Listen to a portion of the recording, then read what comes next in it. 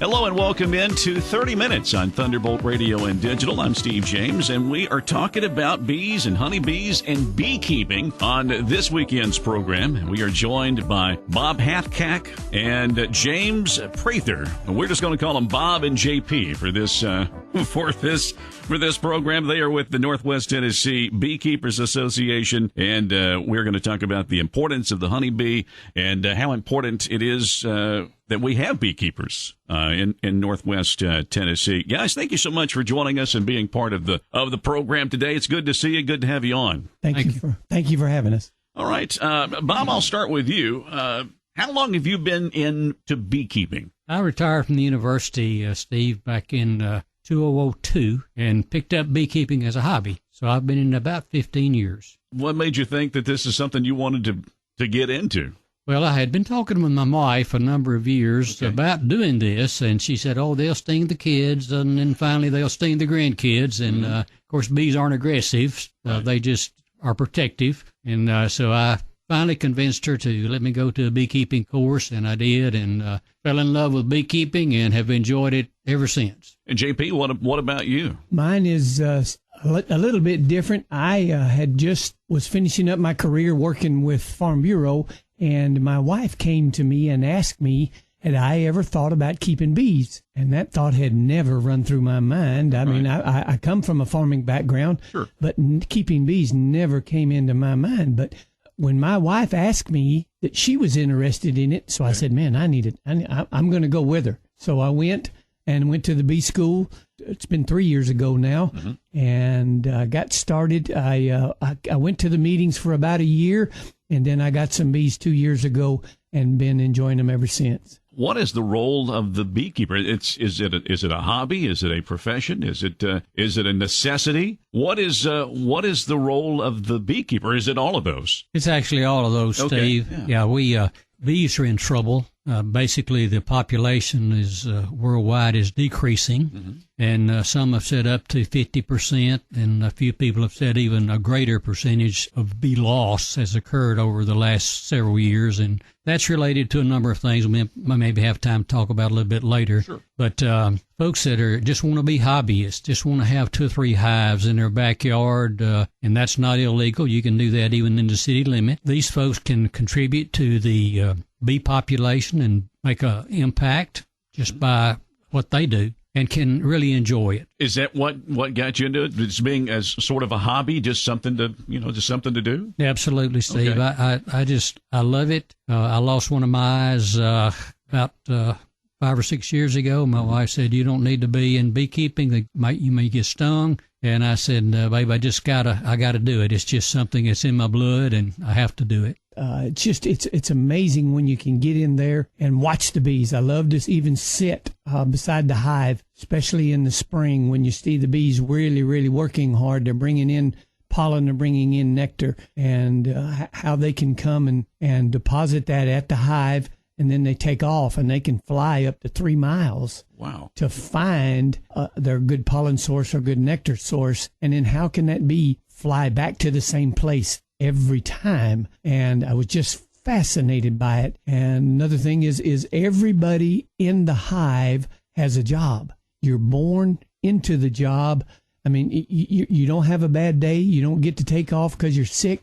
Right. You don't have everybody. You're born, and each bee has a role and graduates to up the ladder basically until a forager bee, which is usually the last 2 weeks or 3 weeks at the most. They live to be anywhere from 5 to 6 weeks old, and that last forager bee, they just work themselves to death. They basically work until they can't fly anymore. The wings won't carry them anymore, and they'll die. Well, I know it started out as a hobby for both of you, but is there a profit in beekeeping? Steve, there are a number of ways that folks can profit. Okay. For JP and myself, it's probably getting enough honey to share with our friends and family and neighbors. That's our reward. We don't make any money off of it because I only have 2 hives. Jay, I think, has 3 or 4. We're not in it for the money. We're in it for the enjoyment. But there are a lot of ways that folks can make money from bees, and it's not just related to honey production. They can actually sell honeybees,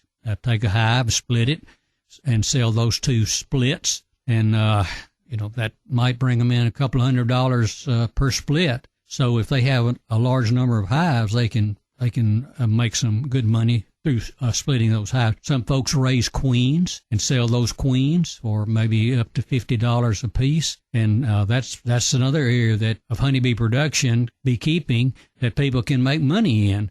The money's not really in so much in the honey as it is in some of the other areas. Got wax that you have also that you can render down and make molds out of them. They make lip gloss or candles or so many other things.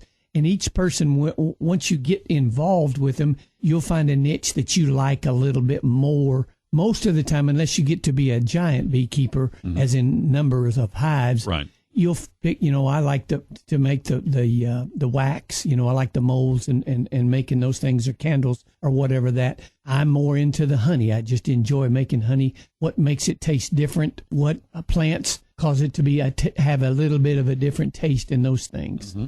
Is there a health benefit for local honey? There is. Okay. Honey itself is actually antibacterial and has some other properties, medical antibacterial particularly, and other medical properties. And people have the idea that the more local it is, the closer it is to where you actually live and are going to be ingesting it, that this is better than something that's farther away. There are benefits, Steve, and I could talk about those at length, but really it's mostly antibacterial, antimicrobial in general, and these are certainly benefits. Back in early days before we had antibiotics, this was about the only antimicrobial product that our forefathers had to really utilize. They also use the honey for sweetener, instead of sugar. People like to put it in their coffee or put it in so many different things. And a lot of people can cook with it to use that as a substitute other than sugar. What is the process for getting this honey? Is there anything that special you have to do, or you just get it and put it in a jar? How does it work?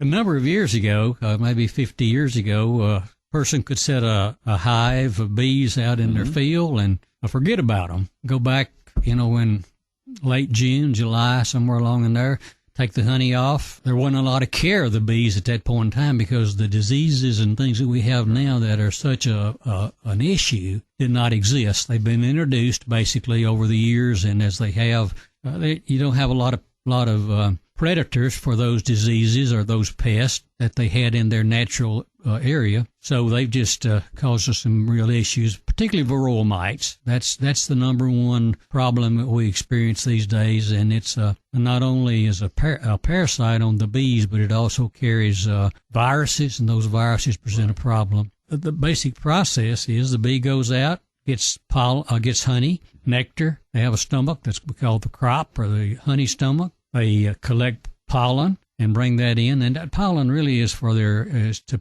feed to their developing offspring. That's their protein source, and so those two things are what the bees bringing into the hive, particularly. Sometimes other stuff, particularly water, stuff like that. But these the nectar converted, of course, to honey. It's about 80% moisture when they collect it, so they've got to dry it down, and the process is passing it from bee to bee, and each time they pass it, they add some enzymes to it. They reduce the amount of water that's in that nectar, and they got to get it down to about 18% moisture, from 80 to 18% in order for it to keep. If they don't, it's going to ferment. Once it gets above about 18%, honey will ferment. It will not spoil, but It will ferment. It's amazing what the bee can do to make the honey, to take the raw products out there in the land that in the plants and trees that God has made, and it takes and uses those to make honey. We are talking with Bob Hathcock and James Prather. They are with the Northwest Tennessee Beekeepers Association. And the reason we're talking to these guys is not only because of the importance of the honeybee and really just the interesting factors of being a beekeeper. You guys are going to be hosting a bee school that will be coming up on the 24th, and that is at the Champions Room at UT Martin's Hardy Graham Stadium. That'll be from 8 until noon. Tell us a little bit about, of course, we're going to talk more about beekeeping in just a bit, but tell us a little bit about this bee school. It'll be an opportunity for, if you're interested in bees at all, about learning more about bees. Maybe you want to keep some bees, but you'll have an opportunity to come, and we'll have professional people that'll be presenting different aspects of how to set a hive up, how to look for diseases, how to what the cost is going to be, just different things, and then get you an opportunity to ask questions if you would like. And if you decide that that's maybe what you want to do, we can also, this may be an opportunity for you to get what's called a mentor, and then get somebody that can work with you, whether it's myself or Bob or other beekeepers that would love to do that. Is an opportunity to be a mentor to help that first-year beekeeper, second-year beekeeper get, basically, the short of it, get your feet wet and learn, because you'll have so many questions at first. Is beekeeping hard? Well, I guess it depends on what somebody thinks is difficult, I guess. It's kind of like fishing, you know. Yeah. You go and you don't catch anything, but you keep going on till you do catch. Right. And so beekeeping, it's like anything else. It's you're caring for animals, like a person would care for cattle or care for hogs. You know, you have the same kind of issues, but in our case, they provide their own water, they provide their own food, so we don't have to do that. But the enjoyment you get out of it, Steve, is far outweighs and outpaces the other things that would be considered negatives. Was it more difficult than you thought it would be when you first got into it? I don't think so. Okay. I think you don't know what to expect when you get in. And that's a part of what the bee school is all about. Sure. Identifying for beginners, what do you need to look for? What are you gonna? One of our topics actually is, so you want to be a beekeeper, and Keith Kemp's going to do that, okay. And Keith's going to do it in a way that's going to be a bit humorous, but at the same time challenge people to really think about: are you interested in bees? If you aren't interested in bees, you don't want to become a beekeeper, because we say you have beekeepers and bee havers. Okay. Bee havers just have bees and. Mm-hmm. They don't care about the bees that much, and they just want to have a few bees. But yeah, it's there's some challenges to it, certainly, but life has challenges as well. My thought there too is I liken it to gardening. If you'll do a little all along, mm-hmm. as opposed to wait until those weeds get 6-8 inches high, right. It's a whole lot harder. And bees are, if you'll do something when it needs to be done, because at certain times of the year, you need to get things done. Let's say in late June into July, you need to think about harvesting your honey, because you need to harvest that for you to have some. Yes, you need to get everybody to get the bees back so that they can have enough to put storage back for the winter, so that they can have those things. The mite problem, certain times of year, you need to treat for those things, and don't put that off. But to me, again, if you'll do a little all along and make sure that you're keeping up with where you're at in the okay. calendar period per mm-hmm. se, it just makes it a little easier that you're not trying to play catch up. And, of course, some of the things that we're talking about today, you guys will go into more detail yes. During the bee school, which is coming up on the 24th from 8 until noon. What makes a good beekeeper? I think it's somebody that sees the need for us protecting pollinators and trying to do what we can to make sure that they're around. A high percentage of our food comes from crops that are pollinated, and even self-pollinated crops we've shown that there can be an increase in self-pollinated crops like soybeans. That the fact that you have some beehives around, that we've seen an increase in production even with those crops. But the idea, I think, is to you have to love bees. And that you just kind of fall in love with bees once you just start dealing with them, Steve. I think that's the prime requisite, is that people get in the business mm-hmm. and care about bees. Like I say, you just want to have bees. You can have bees, but you aren't going to be very successful with it. Is there a time of the year that's better to start keeping bees, or does it matter? Probably in the spring is when the busiest time for bees are. They're working extremely hard once the maple tree starts budding out in late February into March. Then you've got all your flowers that come along in March and April, because that gives you a time to get your bees, whether you've caught them by a swarm, which is another topic, or you can buy bees. You can buy a nuke box, they call it. It's just terminology, but right. you can buy bees and bring them in, and then you'll put them out in wherever you want to keep them, and then they'll grow from there as time goes on. But it's probably better there than it is. And when you start getting into August and into September, we lose all our nectar flow pretty much, other than goldenrod and some things, asters. In the fall, you don't have a lot of pollen and nectar coming in, so they don't have a chance to build up to get ready for the winter. Because again, what's so amazing about bees, they start preparing for winter in August. Me and you don't think about winter in August whatsoever. And like today, even though it's warm, those bees are preparing for spring right now. They could be even start laying some larvae or some eggs to get started for the spring already. Yeah, well, that was actually going to be my next question. Is I know we're in January. What are honeybees doing right now? Yeah, they're again on the cold days that we have down below 40. They'll what they call cluster. And then they are in the hive, and where they can stay warm, they stay with each other, and it's just a big ball of bees that's usually in the center of the hive. A bee is good if he's cold. He can stand cold, doesn't make any difference. And he can handle water, but he can't handle both of them on him or her. Excuse me. Water and bees don't mix on each other. As in, if you have a hive and then it's sweating or things like that, you can kill bees because they can't handle the cold and the wet being at the same time.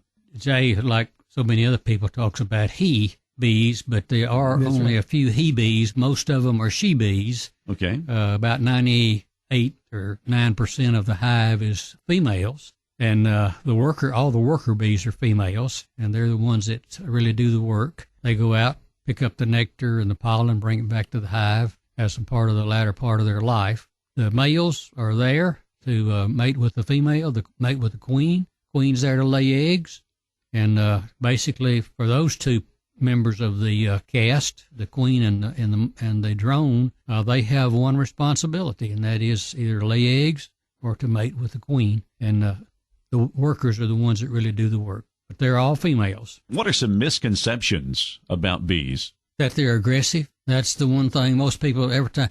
In the spring, people will see bees clustered in a ball, look like a basketball, maybe, or a volleyball size, maybe a baseball size. And as soon as they see them, their first thought is, "Boy, I'm going to get stung." At that point in time, Steve, they are docile, the most docile they'll ever be. They don't have any babies to protect. They don't have any honey to protect because they've left the hive and they're looking for a new place to establish a home. And they're very docile, but most people look at them and say, "Oh, I've got to get my kids away because they're going to sting my kids." You could walk up and touch the cluster, and they're not going to bother you. See, that's the thing that also that bees are wanting to propagate all the time. They want to make more and make more and more. We as humans have taken them and used the honey, but they were put here mostly for pollinating and those type of things. What they want to do in the spring is to make more, is to have more, make more, have more bees. Then somebody in the hive, a group of bees decide that hey, we're getting too many in this one particular hive box. It's time for us to split. And they make that decision. They'll take the queen that's already in there. She hasn't flown in a long time, probably. She's gotten too big and she can't fly. They'll run her around the hive for a week or two to get her ready so that she can fly, so she's not too heavy. And somebody in there decides today is the day. And they just say, well, we're fixing to swarm, that we call it, and we're going to leave. So half the hive leaves. They take a queen with them and they leave. The half that is left knows how to take the new larva that's already in the hive, and they can make a new queen just out of that. Extremely fascinating. And again, that's what I love about it. It's so fascinating what they do. and how they do it. Is it mainly honeybees that beekeepers are involved with? Yes. Okay. Yes. There are a lot of different kind of bees, Steve, and a lot of different kind of pollinators. But honeybees are unique in the sense that there's some stingless bees and other types of bees that store some honey. But the honeybee that we're talking about is the one that's the major honey producer. Now, certainly, if somebody wants to learn more about getting into beekeeping, they can go to the Bee School, which is coming up on the 24th. But what do they need? What type of backyard do they have to have for their hives? Again, they don't have to have. I keep them at my house. I got 2 hives right there behind my house, and I'm within 100 yards of Corner Barbecue or Lenny's Barbecue there in Union City. Yeah, okay. I'm right across from the hospital. It doesn't make any. You can be there, or you can have a big garden kind of in the country, or you can be close to big fields or things like that. It doesn't. Bees are going to be anywhere, everywhere, because they like flowers. They're going to find a place to live. Steve, many people in New York City or large cities have them on top of their buildings or on top of their houses. And so the location is not that important. Mm-hmm. The main thing with location would be neighbors, making sure you have good relation with your neighbors. Sure. And folks are, maybe take them a jar of honey every now and then, assure them that they're not going to be over there trying to sting their grandkids, those kind of things. Okay. So PR type stuff is important, probably more important about the location than the actual location. Let's talk more about the Bee School that's coming up. What will people learn or take away from this that will excite them, I guess, about being a beekeeper? Well, it'll give you the opportunity to ask questions. What your thoughts? I mean, what curiosities do you have? What size hive? There's different size hives. Okay. What do I need to get started? What's it going to cost me to get started? It's not cheap, but then again, it's not that expensive either. But you want to know those things. We want to help teach you those things, so that you're prepared, so you can make that final decision of what you want to do, about getting a hive or maybe even getting 2. We do recommend to have 2 hives. It just makes it easier sometimes you can use some of the structure or some of the, what's the word I'm looking for there, Bob? Brood or food or things like that from one hive that's not doing as well right beside each other, but you can use them for the other. But again, it just gives you an opportunity to learn how to set up what you're going to be doing, how you're going to be doing it, and basically when you're going to be doing certain things. The 2 hives provide a comparison. Okay. You can look at one. If you just got one, you say, well, I wonder if it's doing well or not. If you got 2, you can look at both of them, and if one of them's got 50 bees coming in now the entrance, and the other one's got 5 or 6, one of them's in trouble. Earlier, you mentioned about the honeybee and the population decreasing. Talk more about that, if you don't mind. One of the things that we are facing right now, Steve, with honeybees is predators and pests. And a lot of those have been introduced from other locations. The locations they were in, the new location, usually, and this is very common with even our crops that we deal with. When you introduce a pest, that pest generally has very few enemies. So that population generally increases tremendously quickly. And that's what's happened with the varroa mite, for example. They just don't, and other kind of mites and pests. They just, when they're introduced, they just don't have very many predators, so they increase quickly. And as they increase quickly, it becomes difficult for us to handle them. We don't have any information about what can we use to control them. And controlling a insect within an insect population makes it even more difficult. Oh, yeah. And now we've got a mite coming in that's not an insect, but they're similar, and they're feeding on those insects. How do you control that mite without damaging your honeybee? But we have a lot of good products available and that are coming online that help us in doing that. It's not a complete control, but it certainly gets that population down, and that helps the bee a whole lot. JP, would people be surprised at how vital the honeybee is to the earth? Again, it's been said that 1 of every 3 bites that you take is coming from a pollinator, whether it's a honeybee, butterflies, and those type of things. But yes, honeybees are extremely important to do the pollination. In addition to that, in California, the almond population. Mm-hmm. Almonds are totally cross-pollinated, and if it were not for the honeybee and other pollinators, we would not even have almonds. And a lot of the hives that exist in the United States, it's been said that 80% of those hives make their way to California during February period when the almonds are blooming to pollinate the almond crop. So you'd be surprised at how many hives of bees end up in California for a 3-week period, 4-week period maybe, just for pollinating the almonds. Once they've been pollinated, then those hives are brought back to wherever their original location was, or to some other place. And we have people that they're in the business of the bee business, beekeepers, because that's how they make money. They take those hives and, in a sense, lease them or rent them to folks like this that need pollinators, and that includes things like melons and particularly pumpkins. The folks in our area that raise pumpkins have to have some type of a pollinator to have a really effective pumpkin crop. You're part of the Northwest Tennessee Beekeepers Association. How many members do you have in your organization, just off the top of your head? You can take a guess. About 30 or so. Okay. 30, yes. 35 maybe. And about how many beekeepers are in the Northwest Tennessee area? Is there kind of a guess on that? There's a lot more people out there that keep bees than what you think. Okay. And that have 1, 2, 3, 4 hives. I have definitely seen that. The more I go, the more I do and talk to people, just in general, just normal conversation, and somehow bees come up that they're raising, they have bees or something like that. So that really, it's not. I don't know how to put a number on that. Okay. Is there a danger of beekeepers of losing this? I guess maybe art of beekeeping. Definitely. Okay. Because of one is, beekeepers usually don't come along until you get older, till you're retired, or got other things to have a little bit of time to do this. Now there's young ones too, but you've got a lot that are getting older, and the other is the varroa mite that and pests that knock you down. Last year, the total for the whole United States was a little over 60% of the bees died,